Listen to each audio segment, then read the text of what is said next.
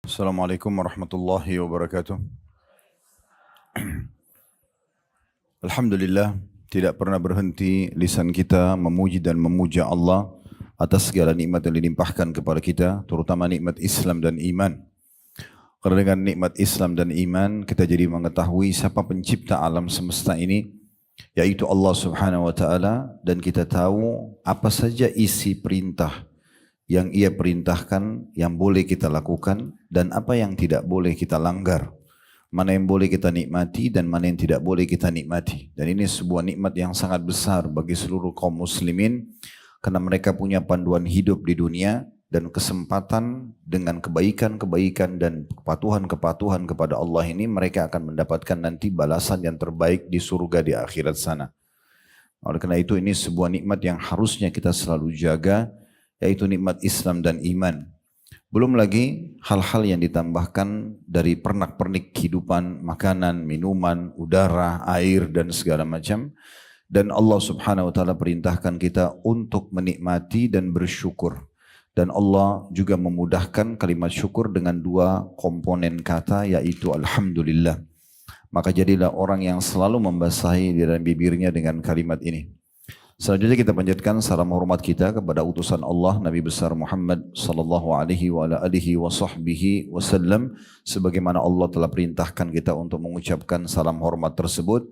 Dan tentu sebagai balas jasa 23 tahun dari masa hidup beliau dihabiskan untuk agama ini, 13 tahun fase Mekah semuanya dengan hinaan, cacian dan puncaknya diusir dari kampung halamannya Mekah. Dan kita tahu betapa pedihnya orang yang diusir dari kampung halaman, dan 10 tahun fase Madinah, penyempurnaan agama. Sehingga akhirnya sampailah kepada kita dan bisa dijadikan sebagai panduan hidup. Bisa Bapak Ibu lihat dulu surah At-Taubah, surah nomor 9 di ayat 36-nya. Surah At-Taubah, surah nomor 9 di ayat 36. Saya akan bacakan ayatnya, nanti sambil dicari di aplikasi Al-Quran di handphonenya, yang berbunyi, A'udzu billahi minasyaitonir rajim, Inna iddatash syuhuri 'indallahi 12 syahran fi kitabillahi yawma khalaqas samawati wal arda minha arba'atun hurum. Dzalika ad-dinul qayyim fala tadhlimu fihinna anfusakum وَقَاتِلُوا الْمُشْرِكِينَ كَافَّةً كَمَا يُقَاتِلُونَكُمْ كَافَّةً وَاعْلَمُوا أَنَّ اللَّهَ مَعَ الْمُتَّقِينَ. Terjemahannya, sesungguhnya bilangan bulan pada sisi Allah adalah 12 bulan. Di sini bukan Januari sampai Desember, tapi bulan-bulan Hijriyah. Muharram bulan 1, Safar bulan 2, Rabiul Awal bulan ketiga, Rabiul Tsani bulan keempat, Jumadil Ula bulan kelima, Jumadil Tsaniyah bulan keenam, Rajab bulan ketujuh, Sya'ban bulan kedelapan, Ramadan bulan kesembilan, Syawal bulan kesepuluh, Zulkaadah yang kita sekarang berada bulan 11, dan Zulhijjah nanti bulan ke-12-nya. Ini yang Allah bilang, sesungguhnya bilangan bulan pada sisi Allah, maksudnya yang harus setiap muslim jadikan sebagai rujukan pertanggalan mereka adalah 12 bulan. Dalam ketetapan Allah, maksudnya sudah lama Allah tetapkan itu di waktu dia menciptakan langit dan bumi. Jadi bulan-bulan Hijriah ini bukan baru, tetapi sudah dari awal pada saat penciptaan langit dan bumi sudah ditentukan sebagai keyakinan orang-orang beriman kepada Allah, dijadikan sebagai hitungan mereka. Kemudian di antaranya ada 4 bulan haram. Haram di sini bukan berarti terharamkan ya, artinya mulia. Ya, kita kalau bilang masjid yang ada Ka'bah, masjid apa? Masjidil Haram. Bukan berarti haram tidak boleh ya ditempati sholat, tetapi haram maksudnya mulia. Ya, dia katakan masjid haram atau masjid yang mulia. Dari sini dikatakan ada 4 bulan yang haram, maksudnya yang dimuliakan. Nah, dari sini perlu Bapak Ibu saya berikan tambahan informasi, biasanya kita ya gencar sekali mengejar ibadah di bulan Ramadan. Betul itu tidak salah. Tetapi terlalu banyak orang di antara kita belum faham ternyata masih ada bulan-bulan lain yang menyaingi Ramadan. Bahkan ada yang melebihi Ramadan. Nah itulah 4 bulan ini. 4 bulan ini adalah bulan Rajab yang terhimpit antara Jumadi dan bulan Sya'ban, bulan ketujuh ya dari bulan Hijriah. Dan kata Nabi SAW, wa thalathu mutawaliyat, dan 3 bulan berurutan. Itu adalah Zulqa'dah yang kita sekarang ada dan kita di akhir-akhirnya. Kemudian Zulhijjah bulan depan dan bulan nomor 1 Muharram. Nah 4 bulan ini adalah bulan-bulan yang dimuliakan sekali. Makna mulia, kata para ulama tafsir, maksudnya semua amal soleh yang Bapak Ibu kerjakan di 4 bulan ini secara khusus akan dilipat gandakan pahalanya. Dan kalau melakukan dosa dilipat gandakan hukumannya. Nah itu makna mulia. Makanya di wilayah Masjidil Haram, orang kalau sholat 100.000 dibandingkan tempat lain gitu ya. Sama juga orang kalau buat dosa sana lebih berat daripada buat dosa di tempat lain. Karena memang dia dimuliakan oleh Allah subhanahu wa ta'ala. Dan tentu ini hak kausalitasnya Allah ya. Allah mau memilih dari semua planet bumi ini yang kita tinggali. Bukan di Jupiter, bukan di yang lainnya. Kemudian Allah juga muliakan di antara para tempat, ada Mekah dan Madinah dan Masjidil Aqsa, Palestina. Ada juga Allah muliakan di antara hari-hari, hari Jumat dibandingkan hari yang lain. Ada bulan itu Ramadan dan 4 bulan ini dibandingkan bulan-bulan lain. Itu semua kuasa Allah. Para nabi-nabi dibandingkan manusia-manusia yang lainnya. Jibril alaihissalam di kalangan malaikat dibandingkan malaikat-malaikat lainnya. Ini semua Allah punya hak untuk memilih itu tentunya. Lalu Allah bilang, maka janganlah kamu menganiaya dirimu dalam 4 bulan itu. Ini maksudnya jangan buat dosa di 4 bulan itu. Karena nanti akan dilipat gandakan hukumannya. Dan makna lawannya ini adalah, kalau gitu sibukkan dirimu dengan amal saleh di waktu itu, karena akan dilipat gandakan juga balasannya. Nah kita sekarang berada di salah satu dari 4 bulan itu, di akhir-akhirnya ya. Bahkan ada di antara 4 bulan ini yang mengalahkan Ramadan. Itulah nanti yang kita akan jelaskan, bulan Zulhijjah yang sebentar lagi kita akan masuk. Ya. Bahkan 10 hari pertama bulan Zulhijjah itu dalam pendapat sebagian ulama lebih afdal daripada 10 terakhir Ramadan. Ya, jadi kita bisa bayangkan bagaimana dahsyatnya. Kalau 10 awal bulan Zulhijjah, mulai tanggal 1 nanti hari Jumat ini, 1 Zulhijjah insya Allah, tanggal 7 Juni berarti ya, itu 10 hari ke depan sampai Idul Adha, itu mengalahkan 10 terakhir Ramadan. Padahal 10 terakhir Ramadan itu ada Lailatul Qadar, ada ibadah i'tikaf, ya, itu luar biasa. Tetapi ternyata masih ada hari yang mengalahkan, dan kebetulan sekali memang kita tinggal hitungan hari untuk masuk ke sana. Kalau hari ini hari Selasa, berarti 3 hari lagi kita akan masuk di apa yang akan kita bahas nanti ke depannya. Sampai sini saksi bahasan, lanjutan ayatnya, dan perangilah kaum musyrikin semuanya sebagaimana mereka memerangi kamu. Jadi kalau kalian diserang, jangan mundur, lawan orang-orang yang menyerang kalian, apalagi kalau sampai menghina agama ya. Kemudian dikatakan, dan ketahuilah bahwasanya Allah senantiasa bersama dengan orang-orang yang bertakwa. Artinya orang takwa itu orang yang patuh, orang yang patuh. Baik, kita tidak akan bahas 3 bulan yang lainnya, bulan Rajab, Zulqa'dah, dan bulan Muharram. Tapi kita akan fokus ke bulan Zulhijjah. Alasannya karena itu yang terdekat sekarang, dan memang karena 10 hari pertamanya lebih afdal daripada 10 terakhir Ramadan. Nanti akan saya jelaskan lebih panjang masalah itu. Baik, untuk mengetahui tentang dahsyatnya 10 awal bulan Zulhijjah ini juga bisa buka surah Al-Fajr. Coba buka surah Al-Fajr 3 ayat pertamanya. Ya, di juz 30 ya. Surah nomor 89, 3 ayat pertama. Sudah lihat? Itu pendek-pendek ayatnya. Sering juga imam-imam kita baca di masjid. Ya, mungkin juga di sini ada yang hafal insya Allah. Bunyinya saya baca 3 ayat pertama itu. Yang pertama adalah Bismillahirrahmanirrahim, wal fajr, demi waktu subuh. Di sini perhatikan wawunya. Wa itu wawu sumpah dalam bahasa Arab, namanya wawu qasam. Wawu qasam mirip dengan yang lainnya seperti wal asr ya. Wawu itu wawu qasam. Allah bersumpah karena memang pentingnya informasi yang datang setelahnya ya. Jadi seperti misalnya wal asr, demi waktu kan gitu.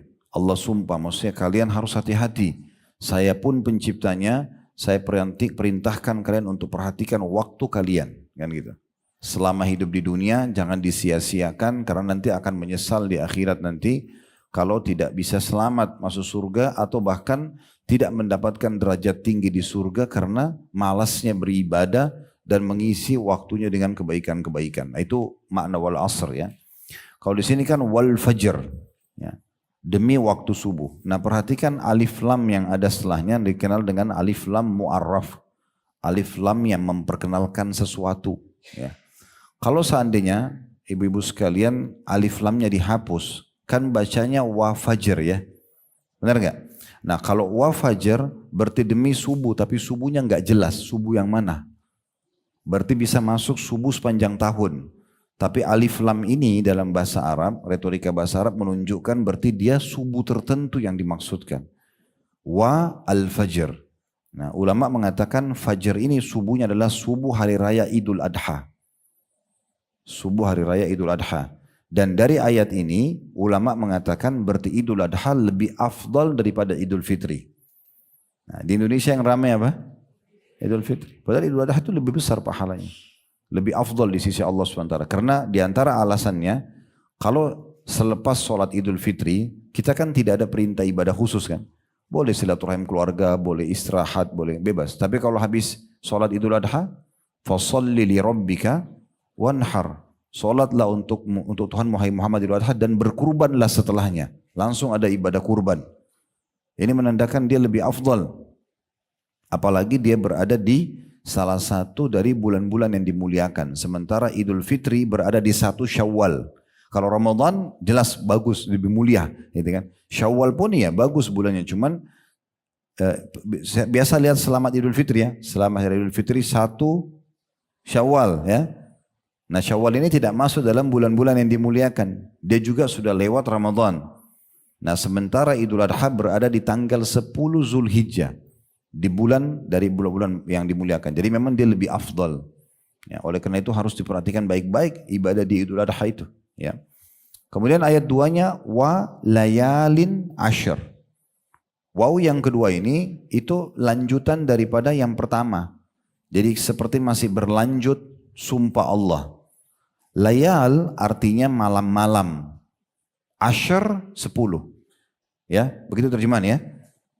Dan 10 malam berturut-turut sebelum Idul Adha itu. Nah dari sini ulama mengatakan, kenapa mereka mengatakan bahwasanya 10 awal bulan Zulhijjah lebih afdal daripada 10 terakhir Ramadan dari ayat kedua ini. Karena 10 terakhir Ramadan kita disuruh kejar Lailatul Qadar di malam-malam ganjil saja.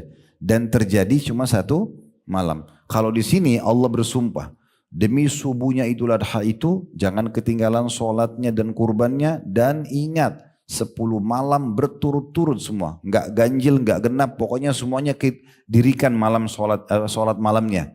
Semua disuruh kejar gitu ya.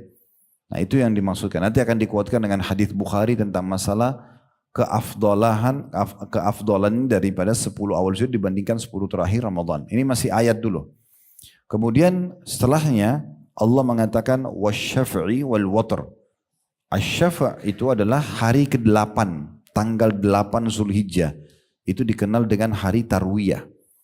Jadi kalau ada ibu-ibu di sini yang akan pergi haji atau sudah pernah haji tidak asing dengan istilah tarwiyah.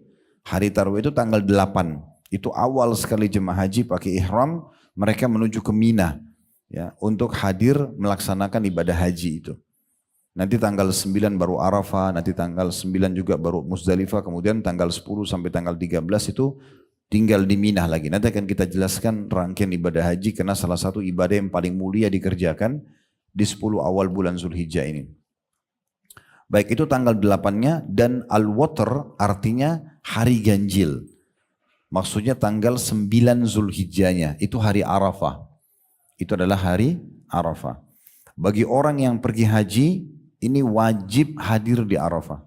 Kata Nabi SAW, Al-Hajju Arafah. Haji itu Arafah. Jadi di Saudi itu, ibu-ibu sekalian, kalaupun ada orang yang sudah sakit parah, tapi dia niat haji, lagi dirawat di rumah sakit oleh pemerintah Saudi, di tanggal 9 itu, dipakein ihram, dibawa pakai ambulan, yang penting hadir di Arafah. Walaupun dia dalam kondisi tidak sadar. Tapi belum meninggal. Dihadirkan di Arafah karena harus wukuf, datang, tinggal di situ. Walaupun tidak buat apa-apa. Kalau ditambah dengan zikir, dengan doa itu lebih mulia lagi. Mulai dari sebelum duhur sampai terbenam matahari. Nah itu dikenal dengan hari water atau hari ganjil. Bagi yang tidak pergi haji, di sini kalau ada yang tidak pergi haji, jangan luput untuk puasa hari itu. Biasa dikenal puasa Arafah ya. Itu yang kata Nabi SAW dalam hadis Bukhari, yukaffiru sanatal madhi wal baqiyah. Puasa satu hari Arafah, tanggal 9 Zulhijjah itu, maka akan membersihkan dosa-dosa 365 hari yang lalu, 1 tahun yang lalu dan 365 hari ke depan atau 1 tahun ke depan, gitu ya. Jadi ini bisa punya keutamaan yang luar biasa. 1 hari saja bisa membersihkan dosa 730 hari, gitu ya. Jadi itu ditandain baik-baik 1 hari sebelum Idul Adha, ikuti pemerintah kita saja. Walaupun Idul Adhanya beda sama Saudi misalnya, kita puasanya ikut pemerintah. Kalau misalnya Saudi lebaran Idul Adhanya hari ini misalnya, kita besok, ya hari ini kita puasa tanggal 9-nya. Ya, seperti itu kurang lebih gambarannya. Baik, ini tentang ayat. Sekarang dikuatkan dengan hadis Nabi SAW. Dalam hadis Bukhari, Nabi SAW bersabda, "Ma min ayyamin al-amalu salihu fiha ahabbu ila Allah min hadhil ayyam." Tidak ada hari-hari sepanjang tahun. Nah, dari kata Nabi SAW tidak ada hari-hari sepanjang tahun, berarti Ramadan juga masuk dalamnya. Di mana semua jenis amal soleh, wajib atau sunnah, lebih Allah cintai dibandingkan yang dikerjakan di 10 awal bulan Zulhijjah. Jadi saya ulangi kata Nabi SAW terjemahnya, tidak ada hari-hari sepanjang tahun di mana semua jenis amal soleh yang dikerjakan wajib ataupun sunnah lebih Allah cintai dibandingkan yang dikerjakan di 10 awal bulan Zulhijjah. Dari sini ulama menekankan lagi, menguatkan surah Al-Fajr tadi, kalau 10 awal bulan Zulhijjah lebih afdal daripada 10 terakhir Ramadan. Karena Nabi bilang tidak ada hari-hari sepanjang tahun, kecuali Nabi bilang kecuali Ramadan. Enggak ada kecuali Ramadan. Tidak ada hari-hari sepanjang tahun, semua bulan, yang amal soleh apapun dikerjakan dalamnya sunnah ataupun wajib yang lebih Allah cintai dibandingkan dikerjakan di 10 awal bulan Zulhijjah. Maka kata para sahabat, walal jihadu fisabilillah ya Rasulullah, berperang juga di jalan Allah, meninggalkan keluarga, meninggalkan pekerjaan, bisa ditawan oleh musuh, bisa mati, itu juga belum bisa mengalahkan pahalanya orang yang beramal di 10 awal bulan Zulhijjah. Makna hadisnya walaupun sunnah, kayak kita bilang subhanallah sekali, kayak kita sedekah 1.000 rupiah. Apakah kalau dikerjakan di 10 awal bulan Zulhijjah juga belum bisa jihad mengalahkan pahalanya? Itu besar sekali ya. Maka kata Nabi SAW, walal jihadu fisabilillah. Jihad pun di jalan Allah belum bisa mengalahkan pahala amal apapun yang dikerjakan di 10 awal bulan Zulhijjah. Ya. Maka beliau menutup hadis sambil mengatakan, illa rajulun kharaja binafsi wa mali wa lam yarji' bidzalika bi syai'. Kecuali seseorang yang keluar membawa seluruh hartanya dan jiwanya, kemudian dia tidak membawa pulang keduanya. Artinya dia punya misalnya uang 10 miliar, dia bawa semua ke medan perang, disedekahkan, beli senjata, beli makanan buat mujahidin segala macam. Habis semua itu, dia pun ikut berperang dan dia mati syahid, itu baru bisa menyamai pahala amal apapun, seringan apapun, walaupun sunnah yang dikerjakan di 10 awal bulan Zulhijjah. Ini kalau ibu bisa renungi dalam sekali maknanya. Itu berperang gak gampang, itu di alam kami laki-laki ya. Itu berat, meninggalkan istri, meninggalkan anak, meninggalkan pekerjaan. Tapi orang banyak mau berperang, kenapa? Karena bisa dapat pahala. Kata Nabi SAW, seseorang yang hadir di medan perang hanya ukuran 2 perahan susu unta. Jadi kalau unta lagi diperah susunya, dari perahan yang pertama, perahan yang kedua itu kan hitungan detik saja. Kan orang merahnya cepat. Nah itu dia hadir di medan perang ukuran cuma ya perahan suatu ke perahan yang kedua, sudah wajib baginya mendapatkan surga.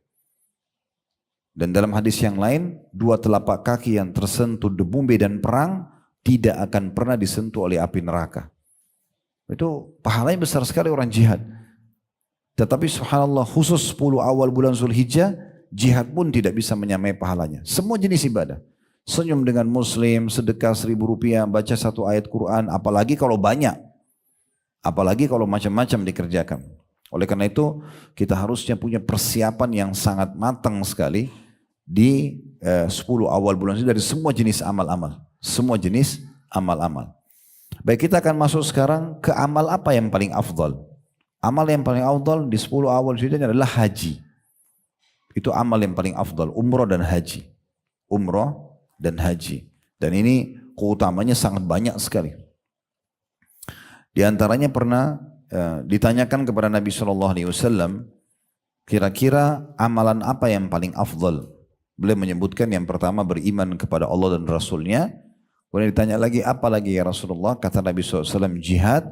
Lalu kemudian apa lagi? Kata Nabi SAW, haji yang mabrur. Maksudnya haji mabrur, haji yang mengikuti syarat dan rukunnya.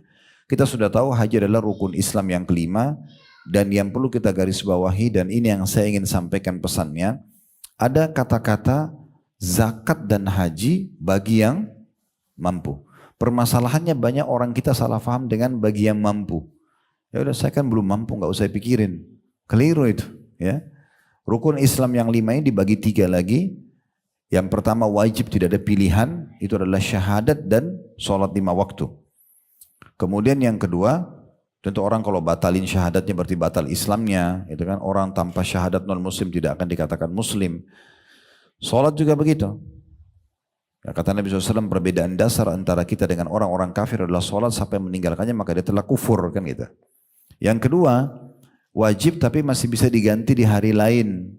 Kalau kita punya uzur, punya alasan, itulah puasa Ramadan, sakit, ibu-ibu haid, nifas, bisa diganti di hari lain.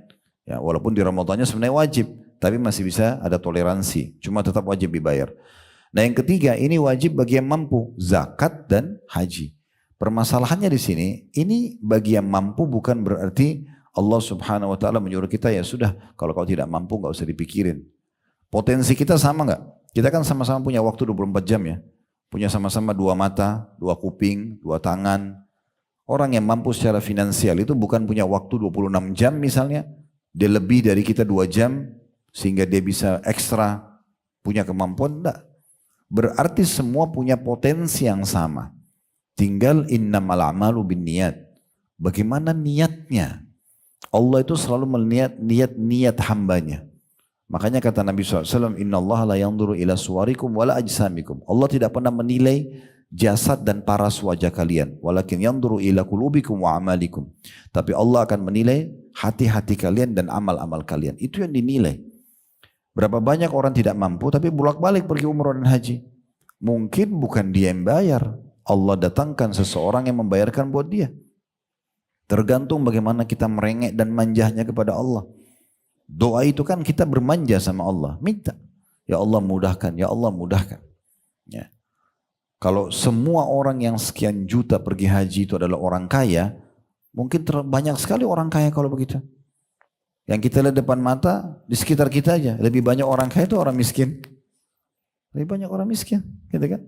Itu hampir di seluruh dunia sama. Mayoritasnya orang jadi pendapatannya pas-pasan atau memang tidak punya, tapi pergi haji. Karena mereka memang meminta kepada Allah Subhanahu wa Ta'ala. Itu panggilan. Haji itu panggilan. Berapa banyak orang yang punya kemampuan tapi tidak pergi haji. Saya bolak-balik, alhamdulillah setiap tahun bawa jemaah haji. Beberapa tahun yang lalu dan hampir setiap tahun kalau kami pergi haji, saya tanya, Bapak Ibu sudah pernah haji? Mayoritasnya belum haji. Mayoritas. Padahal mereka orang mampu.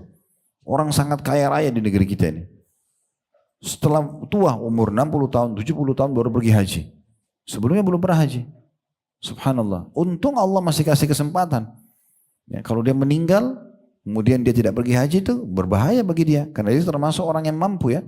Dan kategori mampu ini kata ulama, mampu secara finansial, dia bisa biayai dirinya, atau dibiayai oleh orang lain. Mampu secara fisik, tidak cacat sehingga menyusahkan dirinya untuk haji, maka ini juga mampu. Gitu kan? Dia mampu. Bahkan di masa dulu orang ada pergi haji, ya mungkin di masa sekarang kita agak sulit, tapi masa dulu orang jalan kaki pergi haji. Orang menunggangi unta dan kuda, gitu kan, untuk mengerjakan ibadah yang mulia ini. Nah, cuma di sini yang kita tidak berikan adalah masalah haji yang mabrur, ya. Haji mabrur berarti haji yang mengikuti syarat-syarat dan rukun yang benar. Oleh karena itu bagi yang akan pergi haji, jangan malu untuk selalu bertanya kepada pembimbing travelnya. Tapi saya kasih gambaran, haji itu 6 hari. Haji itu 6 hari. 2 hari sunnah, 4 hari wajib. 6 hari totalnya, tapi hari pertama itu dari tanggal 8 sampai tanggal 13 Zulhijjah. Tanggal 8 sama tanggal 13 ini hukumnya sunnah. Di tengah-tengah 9, 10, 11, 12 ini wajib, hari wajib. Ya, tapi kalau kami terapin semuanya harus diikutin. Karena sunnah pun bukan berarti karena sunnah kita tinggalkan. Sunnah juga perintah agama. Dan itu pahalanya besar sekali.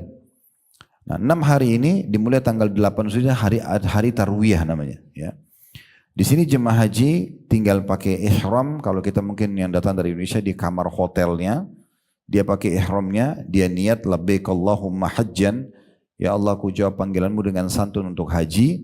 Untuk kalau diri dia, kalau dia mau hajikan orang lain, kayak dia mau hajikan orang tuanya yang sudah meninggal misalnya, syaratnya dia harus sudah haji dulu ya. Kalau dia sudah haji sebelumnya, maka dia tinggal mengatakan labbaik Allahumma hajjan ditambah an untuk sebut nama orang yang kita ingin hajikan. Tapi syaratnya dia harus sudah haji dulu. Cuma kami selalu sarankan kalau jemaah di travel kami, agar kalaupun dia sudah haji tahun lalu dan ada kesempatan haji lagi tahun ini dan dia bisa bayar dia pergi, maka tetap dia haji buat dirinya sendiri. Kalau untuk orang tuanya, dia tinggal badalkan saja. Dia bayar, biasanya kami di travel punya program bayar, nanti kami kasih mahasiswa yang akan hajikan nanti orang tuanya. Jadi tetap dia dapat pahala lagi. Karena tahun lalu dia sudah dapat pahala haji, tahun ini bisa catat lagi. Karena kan tahun lalu buku amalnya. Sekarang kita butuh. Kenapa kita harus selalu baca basmalah di setiap mau makan? Kenapa enggak sekali sejak seumur hidup? Kenapa kita setiap mau tidur baca doa mau tidur? Kenapa enggak sekali seumur hidup? Habis makan alhamdulillah, masuk kamar mandi, keluar kamar mandi, mungkin orang mau interaksi biologis sama istri yang halal misalnya. Semua itu dibaca setiap kali kita lakukan. Karena memang kita punya buku amal yang dicatat setiap hari oleh para malaikat. Jadi walaupun ibadah yang sama terulang, jangan disia-siakan selama ada kesempatannya. Gitu kan? Apalagi mungkin haji kita yang sebelumnya ada kurangnya. Maka ini bisa menyempurnakan. Karena boleh orang mengulang-ulangi ibadah haji dan umrah. Nanti kan kita bacakan hadis berhubungan dengan masalah itu. Nah di sini jemaah haji tinggal bilang labbaik Allahumma hajjan, mereka akan menuju ke Mina semuanya. Saya melihat ini mayoritas jemaah tidak masuk di Mina pada saat itu. Itu sayang sekali. Ya, banyak travel kita. Jadi kalau bapak ibu atau ibu-ibu lagi sama travel dan masih dikasih opsional, ya, misalnya bilang saya mau tanggal 8 masuk ke Mina bisa nggak? Kalau mereka bisa siapin bagus. Karena kebanyakan mereka mau simpelnya aja. Ya udah langsung hari Arafah aja. Terus ngapain tinggal di hotel tanggal 8? Sayang benar. Sunnah Nabi justrunya di kemah ya di Mina. Baik di situ jemaah haji tiba sebelum duhur, mereka sholat duhur 2 rakaat di waktu duhur di kasar aja, tapi tidak dijamak sama asar. Duhur di waktu duhur tapi cuma 2 rakaat. Termasuk penduduk Mekah sendiri. Kalau mereka masuk ke Mina, mereka sholat duhur cuma 2 rakaat. Nanti asar di waktu asar juga 2 rakaat. Maghrib di waktu maghrib 3 rakaat, isya di waktu isya 2 rakaat. Sambil dia berdoa, dia berzikir, dia ikuti pengajian, kalau ada pengajian, aktivitas biasa, makan, minum, itu mah tinggal di kemah saja. Kita nginap di Mina, gitu ya. Semalam sampai besok, habis selesai waktu duha, menjelang duhur, menuju ke Arafah. Nah ini tanggal 9, hari keduanya, ini yang wajib. Ya. Semua jemaah haji wajib hadir di Arafah karena kata Nabi SAW, Al-Hajju Arafah. Dan ini hari yang sangat mulia sekali. Ya, karena kata Nabi SAW dalam sebuah hadis, tidak ada hari-hari yang paling banyak Allah hapuskan nama hamba-hamba yang dari neraka dibandingkan di hari Arafah. Di hari Arafah. Dan juga kata Nabi SAW dalam hadis yang lain, sesungguhnya di hari Arafah Allah itu turun ke langit bumi. Bagaimana kita imani apa adanya? Kemudian berkata, membanggakan di depan para malaikatnya hamba-hambanya yang hadir di Arafah. Seraya mengatakan, lihatlah hamba-hambaku ini datang dalam kondisi berdebu. Ya. Walaupun nanti kita di sana di kemah ada AC segala macam, tapi panas cuacanya. Nah debu-debu yang ada pun itu dinilai oleh Allah SWT berdebu. Dan mereka berharap rahmatku. Maka saksikanlah wahai para malaikat, kalau seandainya dosa-dosa mereka sebanyak jumlah pasir di muka bumi dan juga sebanyak tetesan air hujan atau sebanyak buih di lautan, aku sudah maafkan. Lalu kata Allah SWT dalam hadis yang sahih, berbubarlah kalian wahai hamba-hambaku, ini khusus yang hadir di Arafah, bubarlah kalian dari sini dalam kondisi diampuni dosa-dosa kalian dan juga orang-orang yang kalian berikan syafaat, orang yang didoakan. Nah, makanya wajar orang kalau mau haji bilang doakan saya ya, misalnya itu sangat baik karena memang mereka mustajab doa, ya mereka mustajab doa. Itu jemaah haji di Arafah nanti sholatnya agak berbeda sedikit, di sini dijamak sama qasar. Duhur asar di waktu duhur dua rakaat dijamak, dikasar, dipangkas dari 4 menjadi 2 dan ditakdim, dimajukan di waktu duhur. Setelah itu nanti duduk berdoa ya, beribadah kepada Allah terutama selepas asar. Nabi SAW dikatakan dalam riwayat yang sahih, beliau di hari Arafah selepas asar keluar dari kemah dan mengangkat tangannya ke langit sampai putih ketiaknya kelihatan dan berdoa SAW sampai terbenam matahari. Ya, jadi kalau lagi haji jangan terlalu banyak sibuk dengan makan dan minum terus gitu ya. Ngobrol, ngomong kosong, sayang sekali. Hari Arafah itu hari emas luar biasa. Harusnya sibuk dengerin pengajiannya. Boleh, bukan tidak boleh istirahat. Ngantuk tidur sebentar. Tapi kalau masuk Arafah, terus kemudian sholat duhur asar, makan, habis itu ngobrol, tidur, bangunnya sudah mau maghrib, hilang semua peluang emasnya ini. Sayang sekali. Di situ memang harusnya capek. Hari Arafah itu hari capek. Kita capek beribadah. Maksimalin. Nah makanya Nabi SAW di malam harinya, di tanggal 9 itu ke Muzdalifah. Lokasi yang ketiga. Tadi tanggal 8 Mina, kemudian tanggal 9 siang sampai maghrib Arafah, malamnya itu Muzdalifah. Di Muzdalifah ini Nabi istirahat. Di situ tempatnya waktunya istirahat. Di Muzdalifah ini Nabi SAW sholat maghrib, isya dijamak, ya, kemudian isya'nya saja dikasar jadi 2 rakaat, maghrib tetap 3, ditakhirkan, diterlambatkan di waktu isya'. Baru Nabi SAW makan malam dan beliau istirahat, tidur di Muzdalifah itu. Kemudian setelah itu, walaupun memang biasanya travel itu buka tebar tikar ya, karena di Muzdalifah atau di bus tidak ada disiapin kemah secara khusus, karena Muzdalifah tidak sebesar lokasi-lokasi yang lain ya. Kami pun biasa jemaah istirahat di bus kadang-kadang. Kalau ada dapat tempat kita bukain tikar untuk bisa istirahat di situ. Nah ini sunnahnya itu tidur atau istirahat sampai, tentu kalau mau sholat malam boleh, tapi kalau orang istirahat sampai azan subuh. Selepas sholat subuh di Muzdalifah, barulah tanggal 10 Zulhijjah, hari raya Idul Adha atau hari Nahar, itu jemaah haji menuju ke Jumroh. Ya. Melontar. Aqabah namanya. Jadi jumrah itu titik lempar ada 3. Ada sugro, ada wusta, ada aqabah atau kubro. Kecil, sedang, besar ya. Nah di hari tanggal 10 itu mereka hanya melempar yang besar saja. 7 butir batu kecil. Ya. Kemudian setelah itu baru tawaf ifadah, tawaf wajibnya haji. Tawaf dan sa'i, putar Ka'bah 7 kali sama sa'i, dan juga menyembelih hewan. Nah kalau 3 ini sudah dilakukan di hari itu, maka sudah boleh tahallul, cukur rambut, buka baju ihram, dan semua sudah halal. Ya. Kalau misalnya ada jemaah haji hanya jumrah saja hari itu, ya, atau berkurban saja hari itu, walaupun ini harus diselesaikan hari itu ya kalau jumrah. Kalau tawaf ifadah sama kurban itu boleh ditakhirkan sampai tanggal 13, sampai hari terakhir. Cuma kalau misalnya dia cuma jumrah, dia boleh cukur rambut tapi belum boleh interaksi suami istri. Kalau dia kerjakan 3-3-nya di hari itu, maka baru boleh semuanya halal termasuk hubungan suami istrinya. Setelah selesai hari raya Idul Adha, kalau dikerjakan tadi berkurban, tawaf ifadah dan sa'inya serta jumrah, maka cukur rambut pakai baju biasa. Nah itu tinggal di Mina. Mulai tanggal 10 itu Idul Adha, tinggal di Mina tapi sudah pakai baju biasa, bukan ihram lagi. Sampai tanggal 13. Kalau tanggal 10 tadi kita kerjakan 3 perbuatan itu ya. Tanggal 11, 12 dan 13 dikenal dengan hari tasyrik.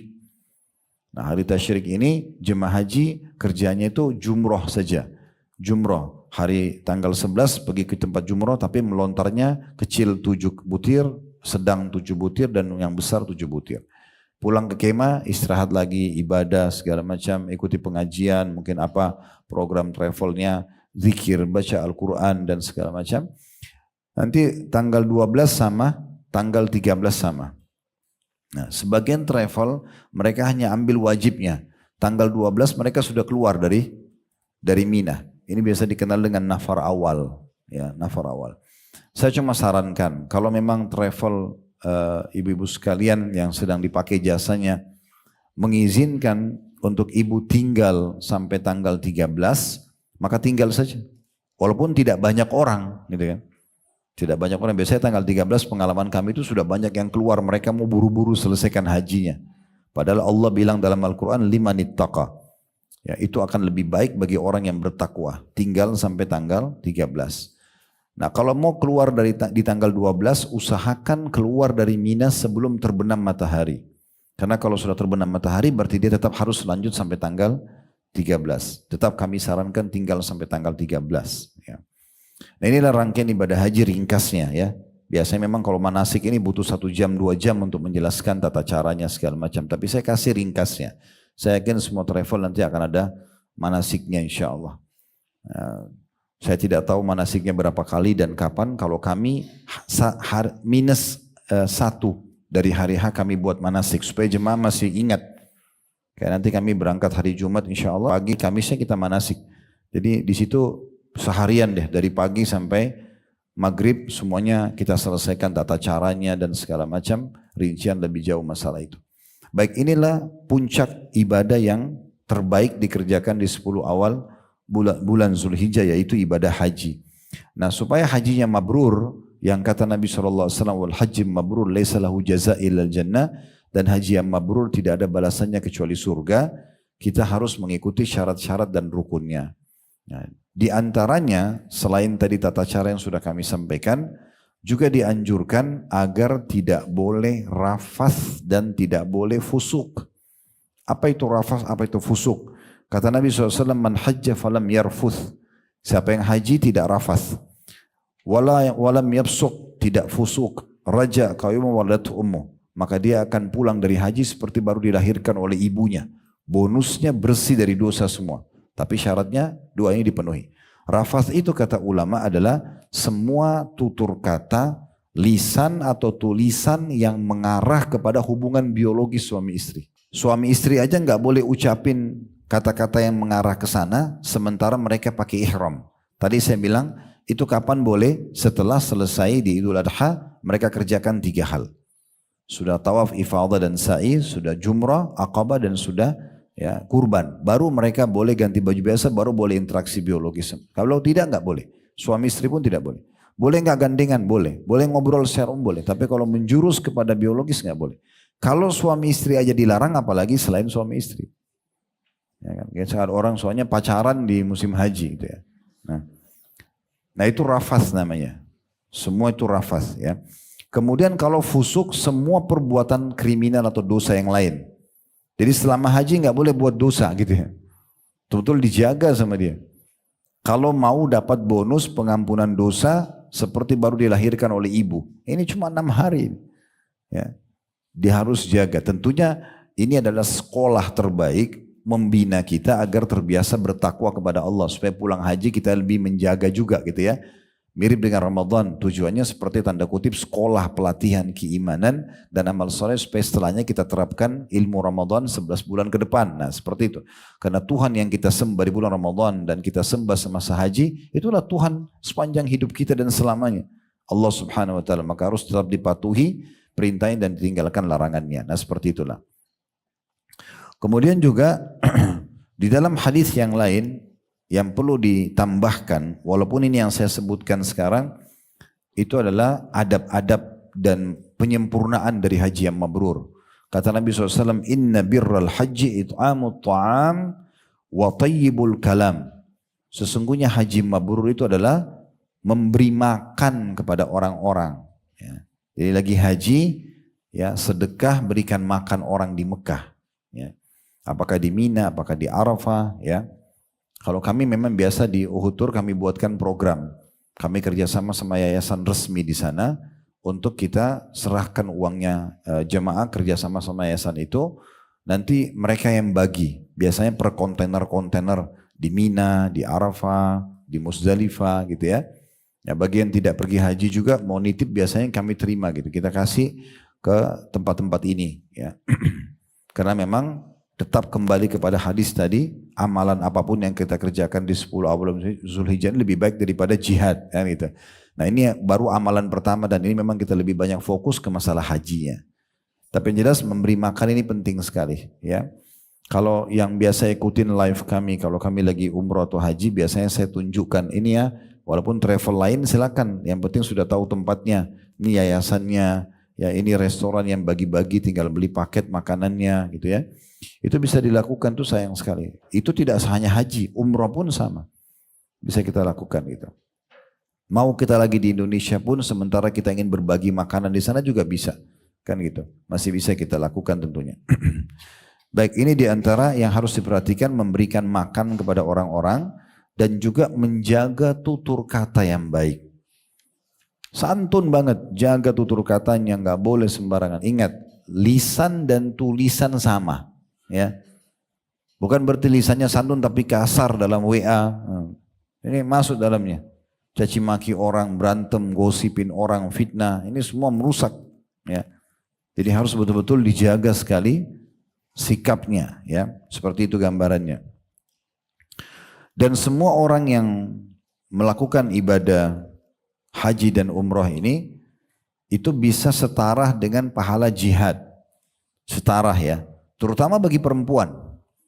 Makanya dalam sebuah riwayat yang sahih, Ummul Mukminin Aisyah radhiyallahu anha pernah bertanya, ya Rasulullah, naral jihada afdhalal amal. Kami melihat jihad itu ibadah yang luar biasa pahalanya. Afalan ujahid, boleh enggak kami perempuan ikut perang? Mau juga ikut perang supaya bisa mati syahid. Mati syahid orang bisa selamat dari siksa kubur, bisa selamat dari timbangan amal hari kiamat, masuk surga tanpa hisab, berikan syafaat 70 keluarganya. Banyak sekali manfaatnya. Maka kata Nabi SAW dalam hadis itu, alaihinna jihadun la qitala fi.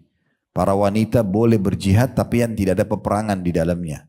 Lalu beliau bilang, al-hajju wal umrah, haji dan umrah, itu jihadnya kaum wanita. Walaupun kalau lagi berkecamuk perang boleh saja. Kayak kasus di Palestina sekarang, wanita-wanita sana ikut berperang, ya itu normal-normal saja, kayak kita dulu waktu dijajah juga begitu ya. Tapi kalau kita bicara globalnya, itu yang pergi berperang laki-laki. Itu bisa didapatkan pahala yang sangat besar bagi orang yang haji. Dan juga disebutkan ya, kalau haji dan umroh ini dianjurkan untuk diulang-ulangi. Jangan cuma sekali, selama punya kemampuan. Sudah umroh lagi, sudah haji lagi, sudah umroh ke haji ke umroh, ulang-ulangin terus. Karena kata Nabi SAW dalam hadis Hasan, tabi'u bainal haji wal umrah. Selalu urutkan dari umroh ke haji, haji ke umroh, umroh ke umroh, gitu kan. Selalu urutkan, lakukan itu. Fa innahuma yanfi'anil faqra wadh-dhunub kama yanfi al-kiru khabathal hadidi wadh-dhahabi wal fiddah. Karena keduanya umroh dan haji itu benar-benar akan mengikis habis kefakiran, kesusahan hidup dan juga dosa-dosa sebagaimana pandai besi membersihkan kotoran dari besi, emas dan perak. Nah, lihat bagaimana kalau besi berkarat dibawa ke tukang besi, mereka pakai api kan itu ya. Biasanya pakai untuk bersihkan karatnya. Emas juga kalau dan perak kalau baru jadi belum dibersihkan tuh pakai api kan. Nah itu pandai besi membersihkannya sampai akhirnya emas jadi mengkilat kuning begitu, peraknya jadi warnanya silver begitu kan. Itu semua karena sudah dibersihkan. Nah Nabi SAW kasih gambaran. Rutinkan haji dan umroh itu. Ulang-ulangin dia terus. Ingat, bukan uang jadi tolok ukur pertama. Niatnya mau atau enggak. Tinggal minta sama Allah. Merengek saja. Ya Allah mudahkan, ya Allah mudahkan. Atha bin Abi Rabah seorang tabi'in, ulama besar. Itu umurnya 100 tahun. 70 kali dia haji. 70 tahun. Bukan orang kaya. Tapi selalu minta sama Allah dimudahkan. Allah mudahkan. Seorang salafus saleh dulu juga dikatakan. Dia haji setiap tahun pasti selalu ada di lokasi haji. Dan dia mengatakan karena setiap kali habis haji saya selalu berdoa, ya Allah jangan engkau jadikan ini adalah waktu terakhirku di musim haji ini. Maka Allah kasih tahun depan lagi begitu terus. Terakhir waktu dia mau meninggal, dia mengatakan, orang ini bilang, saya malu minta sama Allah karena sudah sekian puluh tahun saya haji terus. Waktu dia tidak berdoa lagi, di saat itulah dia meninggal dunia, wafat itu. Dia berdoa. Uang itu nomor kesekian. Yang penting orang mau dulu. Tadi saya kasih contoh, banyak orang punya uang gak pergi haji. Apalagi di masa-masa muda dia masih sehat. Harusnya itu dibutuhkan karena haji ini banyak aktivitasnya. Jalan, melempar, tawaf, sa'i. Itu aktivitasnya butuh energi. Justru harusnya di masa-masa muda itu. Walaupun kalau dia tidak sempat di masa muda, di masa tua juga tetap pergi haji. Karena itu tetap kewajiban kalau dia punya kemampuan. Ya, seperti itu. Jadi Nabi SAW berikan gambaran luar biasa. Rutinkan haji dan umrah karena keduanya akan menghilangkan kemiskinan. Dan dosa sebagaimana pandai besi membersihkan kotoran dari besi, emas dan perak. Walaysa lil hajjatil mabrurati thawabun ilal jannah. Dan haji mabrur tidak ada balasannya kecuali surga.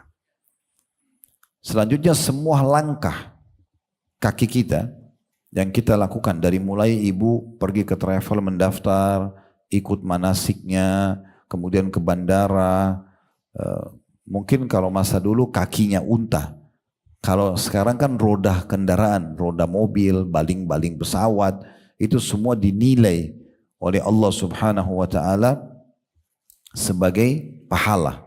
Ya, dalam sebuah hadis ya, yang sahih kata Nabi SAW, fa inna laka minal ajri idza amamtal baital atika alla tarfa qadama aw tada'aha anta wa dabbatuka illa kutibat laka hasana wa rufi'at laka darajah. Ketahuilah setiap kalau kamu niat, kata Nabi SAW, untuk mendatangi Baitullah Ka'bah, maka setiap kedua langkah kakimu, yang satu ditaruh, yang satu diangkat, kanan misalnya pijak di bumi, yang kiri diangkat. Begitu juga kiri pada saat dipijak di bumi, kanan diangkat, semua itu. Dan juga hewan tungganganmu. Masa dulu orang pakai unta sama kuda. Kalau kita sekarang tadi saya bilang roda, mobil, baling-baling pesawat, semua. Kecuali akan dicatatkan per satu langkahnya satu pahala dan diangkat satu derajat. Dalam riwayat lain akan diampuni satu dosa. Nah ini keutamaan yang sangat besar berkumpul dalam haji itu. Begitu juga orang-orang yang pergi haji ini, doa mereka mustajab. Tadi sudah saya singgung sedikit, tapi hadisnya adalah, kata Nabi SAW, al-hujjaju wal-ummar wafdullah. Para jemaah haji dan para jemaah umrah adalah tamunya Allah, delegasinya Allah. Da'ahum fa'ajabu, Allah mengundang mereka, mereka datang, maka wasa'alu fa'atahum. Karena itu pada saat mereka berdoa diijabah.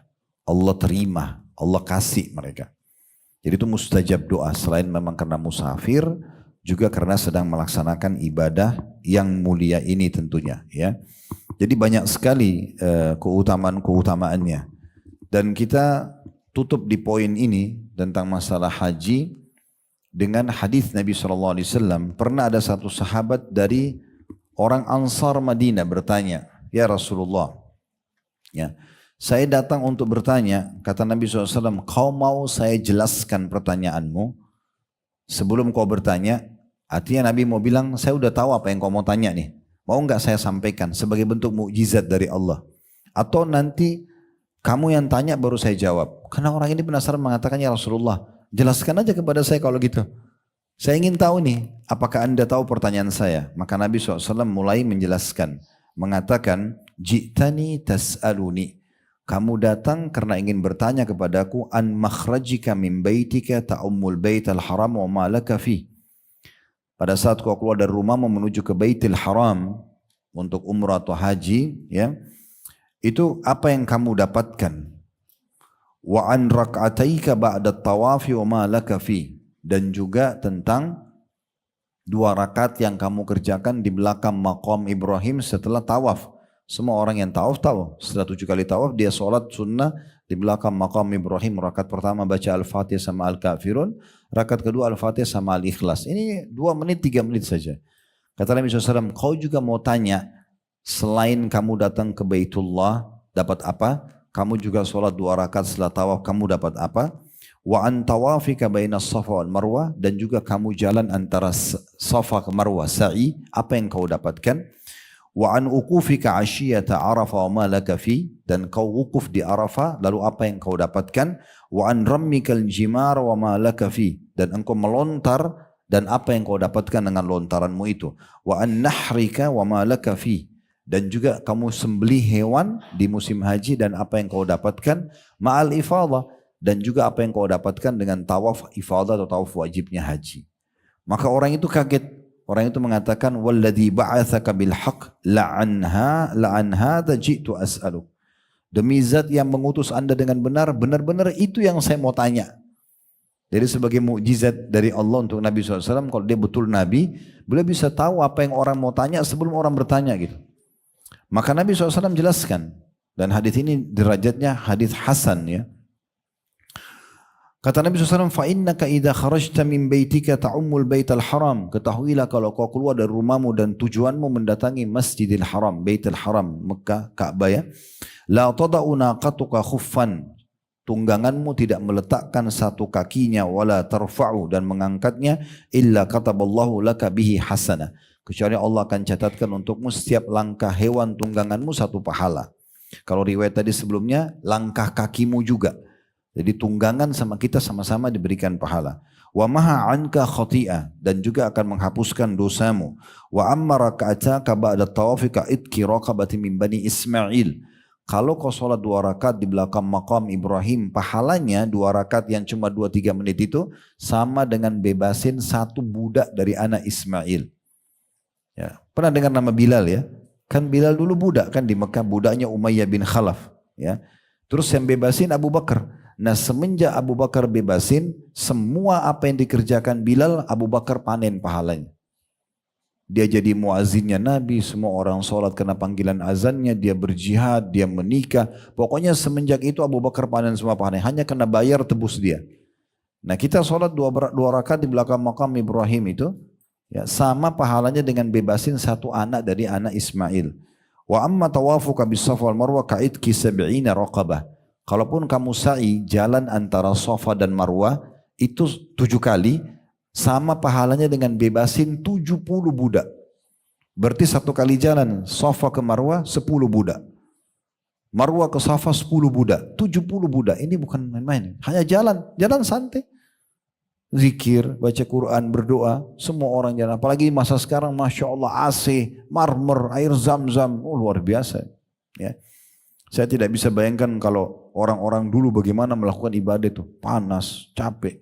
Allah mudahin kita sekarang. Orang mau dari Indonesia dulu kalau pergi haji, itu bisa berbulan-bulan naik kapal laut. Kalau masih punya nenek itu bisa cerita, ya. Mereka susah. Kadang-kadang sudah pamit sama keluarganya, mungkin bisa kembali hidup atau tidak. Kita sekarang bisa tektok nih. Pergi sana, 9 jam pesawat, masuk umroh ke Mekah, bisa pulang ambil pesawat besok subuh. Kemudahan luar biasa. Kalau di masa sekarang punya kemampuan tidak haji dan umroh ini rugi sekali. Termudahkan semuanya. Gitu kan? Itu pun masih banyak yang ngeluh. Panas Ustaz. Terus mau tunggu Mekah dingin. Ya nggak bakal terjadi. Gitu. Sama juga padat sekali Ustaz. Terus mau tunggu Mekah kosong buat Anda sendiri. Nggak bakal terjadi. Orang semua kejar pahalanya. Kan gitu. Saya pernah gitu telepon teman saya di Madinah. Lagi Ramadan, saya kebetulan haji sama ayah waktu itu. Allah yarham, sudah meninggal beliau. Kemudian saya telepon dia. Sambil ngobrol-ngobrol saya tanya, kamu ini orang penduduk Madinah, kamu sudah umrah? Waktu itu Ramadan, kan umrah Ramadan sama dengan haji bersama Nabi pahalanya. Kamu sudah umrah? Dia bilang, ya akhi, Mekah penuh sekali. Terus saya bercanda, saya bilang, kamu mau tunggu Mekah kosong? Buat kamu, nggak bakalan sampai hari kiamat. Makin tahun makin ramai pasti, makin banyak orang masuk Islam, makin banyak orang kejar. Ini cuma pemerintah Saudi batasin aja nih. Coba kalau tidak dibatasin, penuh itu Mekah. Orang semua mau kejar pahala kan. Dan saya selalu pandu pada jemaah, jangan selalu menanamkan rasa persepsi negatif buat dirinya sendiri. Sebelum tawaf, lihat di TV di kamar hotelnya, oh rame, padat, sudah ketakutan sendiri. Kenapa harus? Saya bilang tidak usah melihat itu, tidak usah khawatir. Masuk tempat tawaf, niatkan ikhlas karena Allah. Kami pernah umroh akbar 520 orang. Penuh banget itu. Begitu kami turun, Ustaz gimana nanti masuk? Di mana saya ingatkan, Bapak Ibu ikhlaskan niat. Nikmati setiap langkahnya. Lisannya selalu berdoa. Sibuk dengan itu. Tidak usah lihat, oh ini orang Afrika, ini orang bule. Enggak usah. Tidak usah lihat sana. Sibuk zikir aja doa. Nikmati. Begitu kami masuk, subhanallah mudah aja. Padahal lagi penuh-penuhnya tempat tawaf. Tergantung niatnya. Dan kalau sudah sangka buruk sama Allah, kayaknya saya nggak bisa, kayaknya saya begini. Sudah seperti niatnya. Allah kasih. Kan gitu.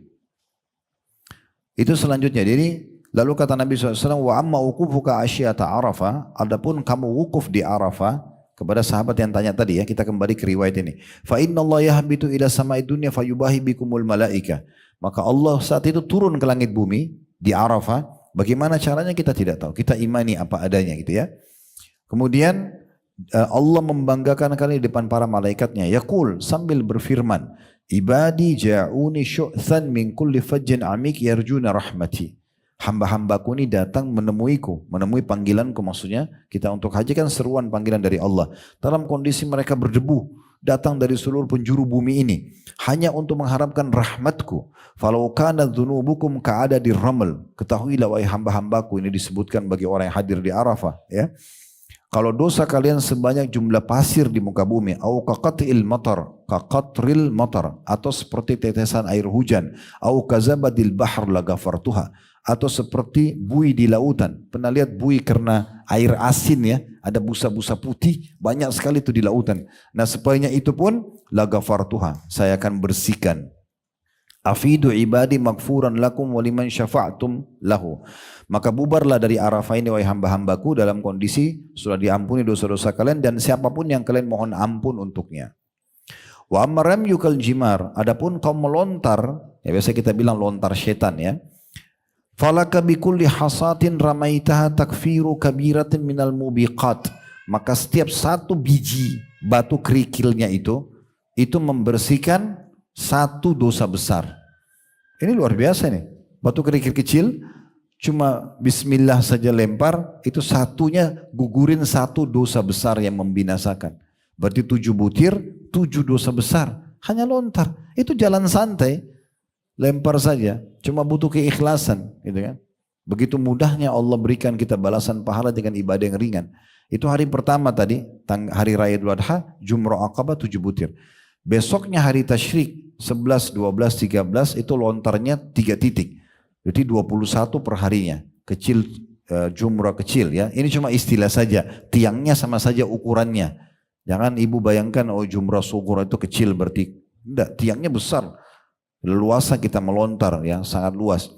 Maka kecil 7 butir, sedang 7 butir, besar 7 butir. Berarti 21. Berarti di hari Tasyrik perharinya 21 dosa besar gugur. Kali 3 hari. 63 dosa besar dimaafkan plus 1 hari 64 dosa besar ya, diampuni hanya dengan jumroh saja. Lalu kata Nabi SAW, wa amma nahruka famadkhurun laka inda rabbik. Adapun sembelihan yang kamu sembelih maka sudah pasti akan menjadi aset yang kau panen pahala pada hari kiamat. Wa amma hilakuka ra'sak. Adapun engkau mentahallul, mencukur rambut. Falaka bikulli sya'ratin halaktaha hasanatun wa tumha anka biha khati'ah. Maka setiap kali rambutmu itu akan dicatatkan satu pahala karena gunting untuk Allah, gitu kan? Dan dihapuskan satu dosa. Satu rambutnya dicatat satu pahala dan diampuni satu dosa. Wa amma tawafuka bil baiti ba'da dzalik. Adapun tawafmu, maksudnya tawaf wajib haji, tawaf ifadah, fa innaka tatufu wala dzambalak. Maka engkau pada saat selesai tawaf, maka sudah tidak punya dosa lagi sama sekali. Ya'ti malakun hatta yada'a yadayhi baina katifaik. Allah akan datangkan malaikat yang memegang pundakmu. Bagaimana kita tidak tahu. Kita imani apa adanya. Fayaqul sambil mengatakan kepadamu, i'mal fima tastaqbil. Sekarang mulailah beramal untuk masa depan, sisa umurmu saja. Faqad ghufira laka ma madha. Karena sudah yang lalu-lalu sudah dimaafkan semuanya. Sudah dimaafkan. Nah ini keutamaan haji. Dan ini kalau kita mau bahas berjam-jam ya. Bab haji itu luas sekali. Di manasik pun kadang-kadang cuma dibahas sebagian. Nanti akan ada praktek di lapangan. Tapi ini adalah ibadah yang paling afdal yang dikerjakan di 10 awal bulan Zulhijjah. Ya. Baik, ini amalnya tentang haji. Kemudian selanjutnya adalah amal yang datang setelah itu ya. Bagi yang tidak haji, maka puasa. Dan lebih baik kalau bisa puasa 9 hari. Tanggal 1 sampai tanggal 9 Zulhijjah. Ya, itu yang kita kerjakan puasanya. 1 sampai tanggal 9. Ya, kita 9 hari berturut-turut puasa sunnah. Kalau nggak bisa, coba usahakan berapa hari saja yang kita mampu. Kalau nggak bisa, jangan kehilangan tanggal 9-nya, yang hari Arafah. Ya. Dan ini ada solusi yang sangat baik buat ibu-ibu, karena fatwa ulama boleh meminum penunda haid. Lagi haji dan umrah, supaya tidak terganggu tawaf, dan lagi Ramadan, supaya tidak punya utang Ramadan. Nanti haidnya habis Idul Fitri aja. Nah sama juga hari Arafah ini. Jangan kena alasan saya haid. Sudah ada fatwa sekarang boleh minum penunda haid, kalau masih haid tentunya, supaya bisa puasa Arafah. Sayang sekali setahun sekali. Dan kata Nabi SAW, puasa hari Arafah membersihkan dosa-dosa setahun yang lalu dan setahun yang akan datang. Nah ini ibadah yang kedua. Puasa. Kenapa puasa dijadikan ibadah yang nomor 2 oleh para ulama? Karena ada hadis Bukhari yang berbunyi, ya sesungguhnya kata Allah Azza wa Jalla, semua amal ibadah anak Adam sudah tentukan kadar pahalanya kecuali puasa, karena dia milikku, aku akan balas secara langsung. Dia meninggalkan makanan, minuman dan syahwatnya karena aku. Dan orang yang puasa memiliki 2 kegembiraan pada saat dia sedang buka puasa karena hilang dahaganya, dan pada saat nanti bertemu dengan Tuhannya. Nah seperti itulah ya ibadah puasa. Kemudian yang ketiga, sholat malam. Karena Allah berfirman tadi dalam surah Al-Fajr, walayalin ashr, dan 10 malam berturut-turut kejar sebelum subuh Idul Adha. Jadi setiap malam tahajud. Ya. Tapi beda dengan tarawih. Kalau tarawih kan dikerjakan habis ba'da isya. Nah kalau ini di malam harinya. Sholat tahajud. Dan Alhamdulillah selama Ramadan kita sudah dilatih terbiasa bangun makan sahur. Harusnya sudah terbiasa bangun di waktu-waktu itu. Kalaupun misalnya sekarang sudah luput dari bulan Syawal sampai Zulqa'dah kemarin habis lebaran kita sudah lalai. Udah nggak sholat malam. Nanti harus pakai ya alarmnya untuk bangunin sholat. Ini malam-malam mulia sekali, lebih afdal dari jihad sholat malamnya. 10 malam berturut-turut. Yang keempat, sholat Idul Adhanya. Walaupun ibu lagi berhalangan, Nabi SAW itu kalau Idul Fitri Idul Adha tetap menyuruh semua muslimin keluar. Laki-laki, perempuan, anak-anak.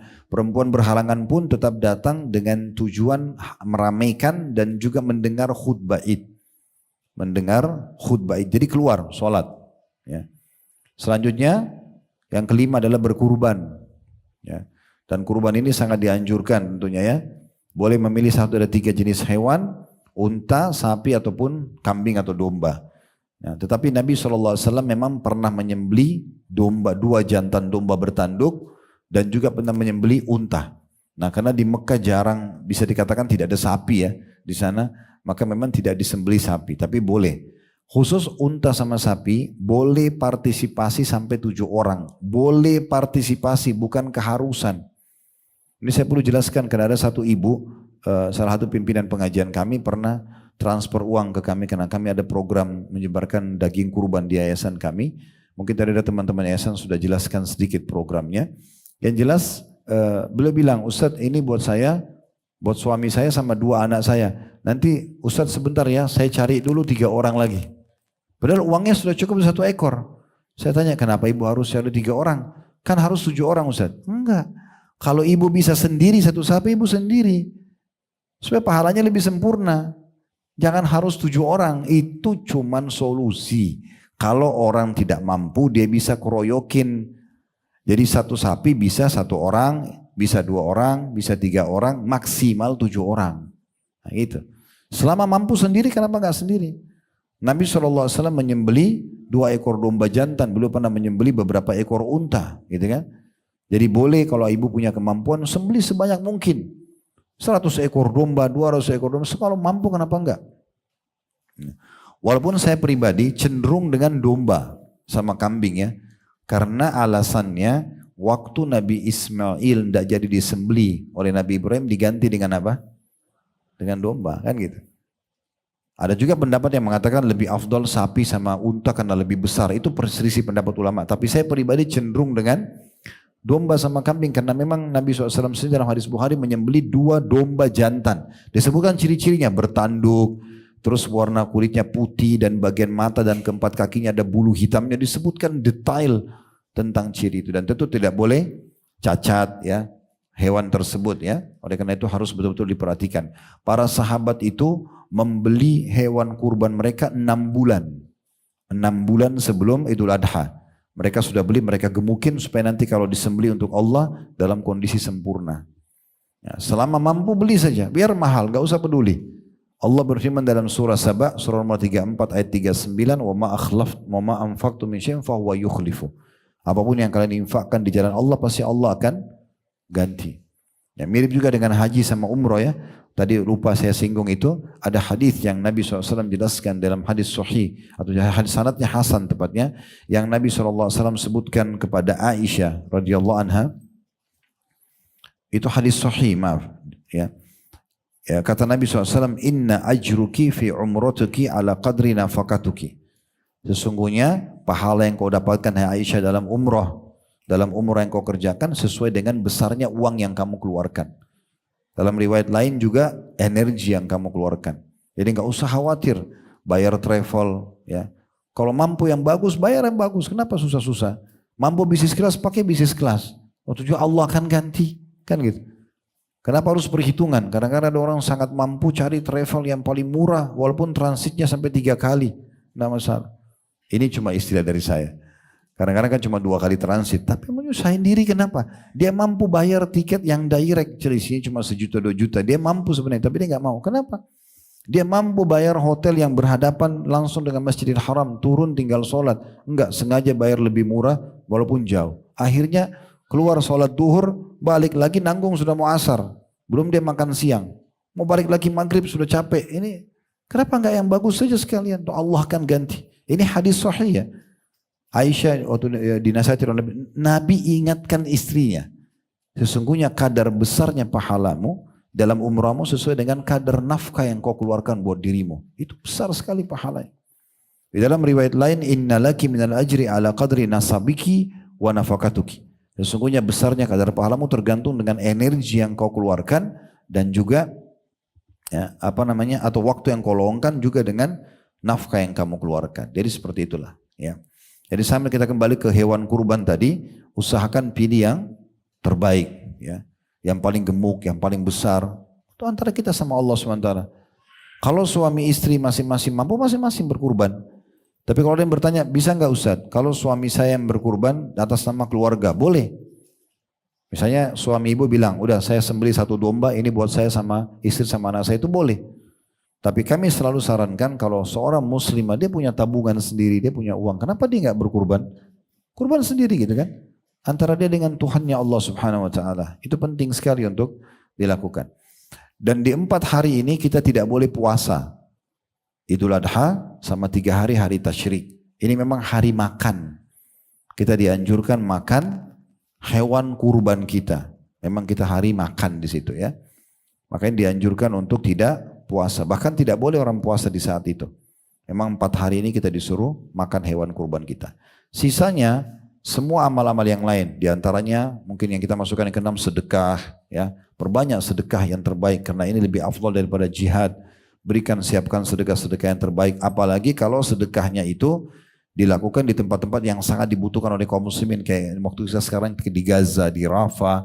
Ya, itu sangat penting untuk kita menyumbang buat mereka. Atau misalnya ada saudara kita pergi haji, kita titipin. Ini ya saya titip uang, saya tolong nanti disedekahin di Mekah ya. Yang tadi saya bilang kadang-kadang kami buat program itu memang. Buat jemaah yang mau silahkan nanti kami coba alokasikan di sana. Biasanya kita live kan. Nanti tinggal lihat, oh ini pembagiannya gitu ya. Tapi kami tidak akan buat report laporannya. Karena itu repot sekali kalau kita harus tulis laporannya. Itu sudah antara kita semua dengan Allah Subhanahu Wa Taala. Itu contohnya. Ini bab sedekah penting sekali. Untuk kita buka di saat kita masuk 10 awal bulan Zulhijjah. Selebihnya zikir, doa, baca Quran, majelis ilmu, bakti sama orang tua. Semua kebaikan, jenguk orang sakit. Semua ini akan mengalahkan pahala jihad di jalan Allah Subhanahu Wa Taala. Oleh karena itu jangan sia-siakan. Hari-hari emas kita akan datang sebentar lagi. Semoga Allah panjangkan umur kita di atas ketaatan dan keimanan. Dan terus tersibukkan dengan amal soleh. Termasuk jangan lupa gunakan maksimal waktu itu untuk taubat kepada Allah Subhanahu wa taala dari dosa-dosa, karena taubat juga bagian daripada ibadah kepada Allah Subhanahu wa taala. Allahu a'lam. Baik, itu saya Bapak Ibu sekalian, semoga apa yang kita bahas hari ini bermanfaat buat kita semua, dan semoga semua yang hadir offline ataupun online, baik live ataupun siaran ulang, nanti dipenuhi hajat-hajatnya oleh Allah Subhanahu wa taala, diampuni dosa-dosanya, diangkat derajatnya, serta juga semoga Allah menyatukan kita semua di surga Firdausya tanpa hisab, mana disatukan dalam majlis ilmu yang mulia ini. Semoga Allah jaga selalu persatuan, kesatuan dan kemerdekaan negeri kita. Allah berikan petunjuk para pemimpin menjalankan tugas dan amanah dengan baik, dan juga menjadikan kita masyarakat yang selalu gotong royong dengan pemerintah dalam hal-hal yang tidak melanggar perintah agama. Dan semoga Allah tolong saudara-saudara kita dimanapun yang sedang tertindas, terutama di hari-hari sekarang di Gaza dan Rafah dan Palestina secara umum, di Syria, di Yaman, di Irak, di Myanmar. Semoga Allah ikhlaskan niat mereka, terima para syuhada mereka, mulakan Islam di tangan mereka dan tangan kita semua, dan semoga Allah ikut sertakan kita bersama mereka di pahala, baik dengan doa, dengan harta, juga dengan jiwa kita, dan semoga Allah Subhanahu wa taala mengabulkan doa kita dan hajat-hajat kita ini. Allahumma amin. Wa sallallahu ala nabiyina Muhammadin wa alihi wa sahbihi wa sallam, wa akhiru da'wana alhamdulillahi rabbil alamin. Subhanakallahumma bihamdika asyhadu an la ilaha illa anta astaghfiruka wa atubu ilaik.